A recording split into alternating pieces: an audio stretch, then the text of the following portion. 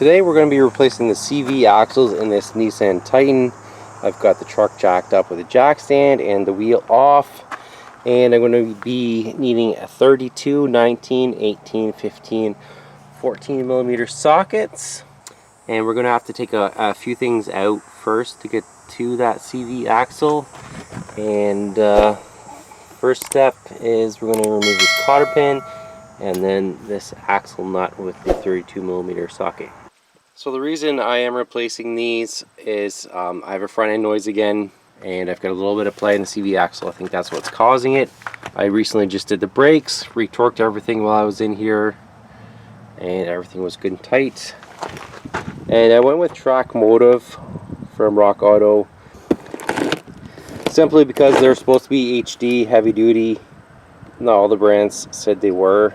I have been happy with the OEM Nissan ones for the last 10 years, but they're about 400 bucks an axle, and pretty much everything else is about $100 an axle. So there was about 5 different brands all around the $100 mark. So I picked this one, but we'll compare it with the new one after we get it out.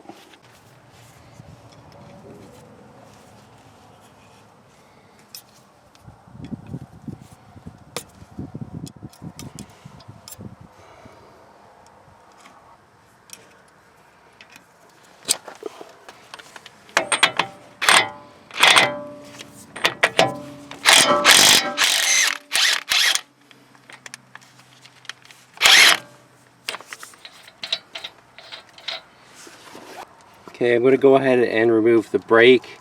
This is an 18 millimeter on here. Before I remove the brake caliper, I'm going to remove this bracket. There's just a 10 millimeter bolt on the back.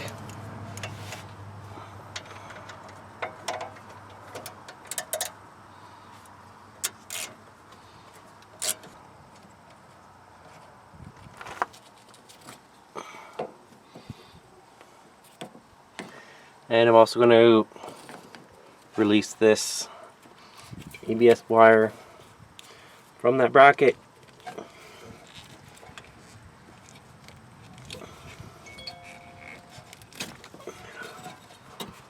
We'll grab our 18.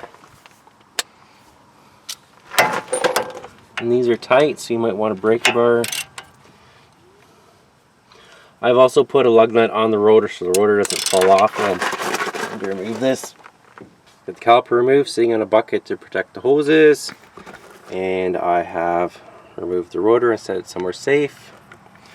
Next up, we're going to undo our top 3 shock bolts. On these rough country shocks, they are 15s. Yours might be 14. And after that, I'm going to remove the bottom 19 millimeter shock bolt.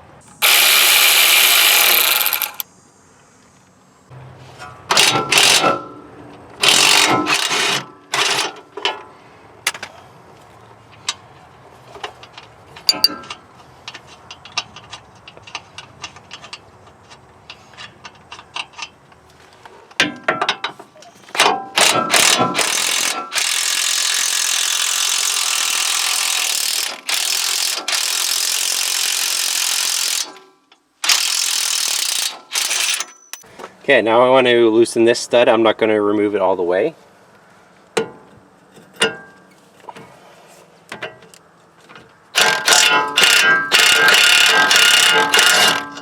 put it back on a thread or two.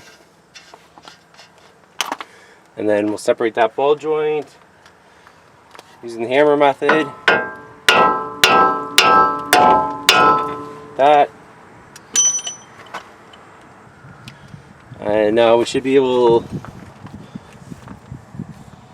somewhat to wiggle our shock out. Sometimes the end of the shock can be held up on the sway bar link there, and you can use a pry bar to kind of move it out of the way.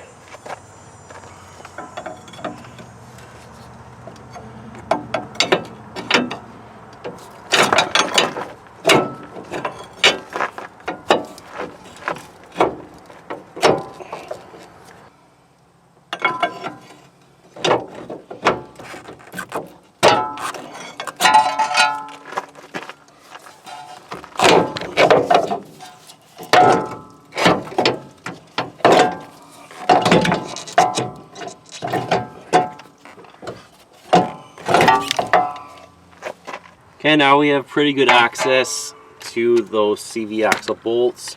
I'm going to use my impact with extension and a 14 and get those out.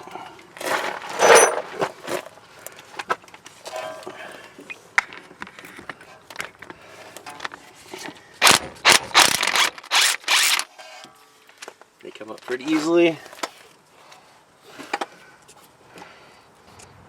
Repeat that all the way around. Okay, you can also undo the tie rod too if you want a bit more room. You should be able to do it okay like this. I tried to do it with the brakes on, but the biggest problem with the brakes on was all the hoses were right here in the way. Now I'm just going to undo that top ball joint stud nut and separate that knuckle from the top control arm. Let's move the camera here.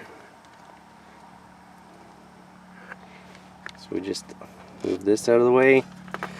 The thing is, with the tie rod still attached, you're not going to damage your ABS line because it's still going to hold it up. And if your axle's stuck, just give it a little whack. If you're going to reuse it, put a nut on it before you hit it with a hammer. If not, just bash away.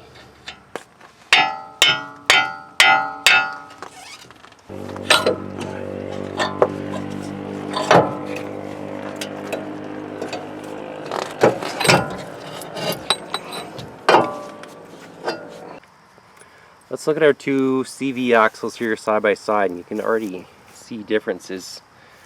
The new track motive one is a tiny bit longer, about ½ an inch, which is actually good for a lifted truck or any sort of level kit. These are a lot thinner.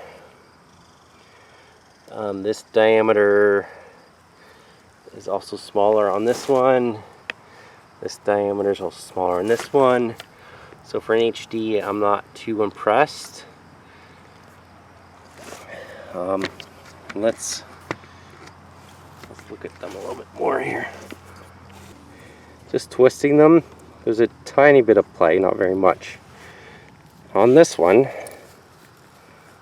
can actually hear it. There's already more play in the new one than there is in the old one, which is a bad sign.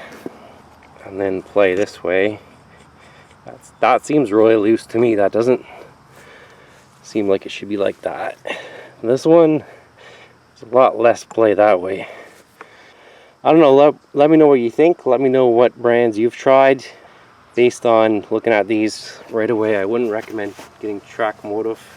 So I put a little bit of grease on the splines where it goes into the hub, and that will prevent it from seizing.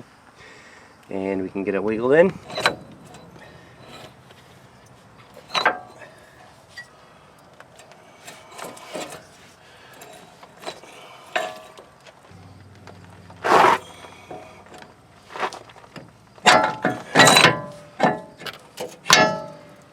Okay, we got our CV axle into the hub. Let's bring our steering knuckle back up through the control arm, and we can put our nut back in loosely there. And now we'll put our CV axle bolts back in. You can also throw our new CV axle nut on the end. We won't tighten that down yet.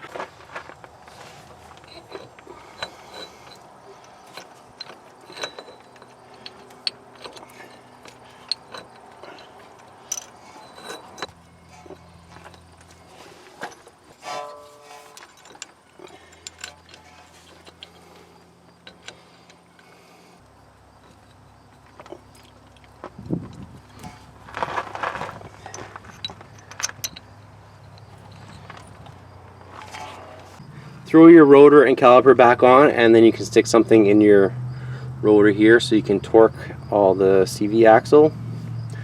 bolts, and our inner ones are going to be 54.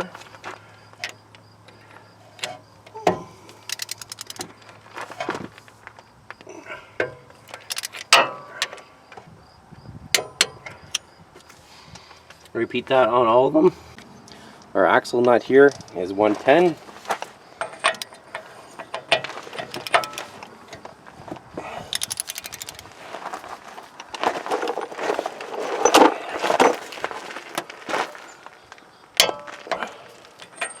And we can reinstall our cotter pin.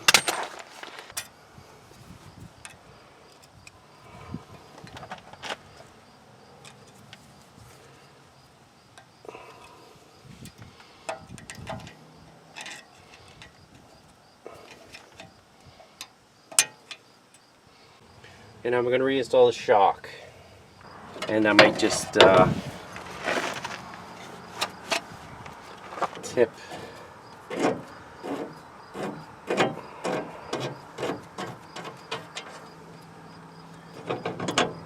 this out a little bit.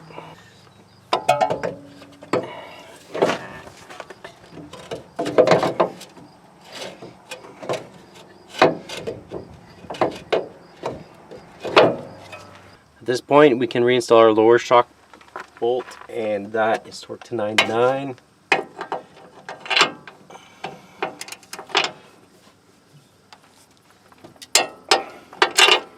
Don't forget to tighten your upper shock bolts, and they are only torqued to 22, which is about snug by hand. Okay, we have to do our upper ball joint nut. Push down on your upper control arm, and that one goes to 58.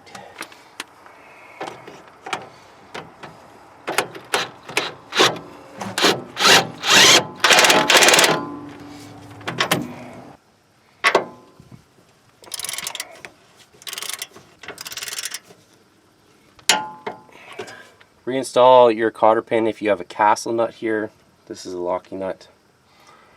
And we'll have to reinstall our bracket with the 10mm bolt. Make sure your ABS line orientation is correct before you install that bracket. And we can, your ABS wire clips all back in the right spot. Okay, and that's it. We'll put our tire back on, go for a test drive, and see if we got any noise left. I think I found another possible cause of noise. The sway bar in this bushing, it will move back and forth, and that could be causing some clunking as well.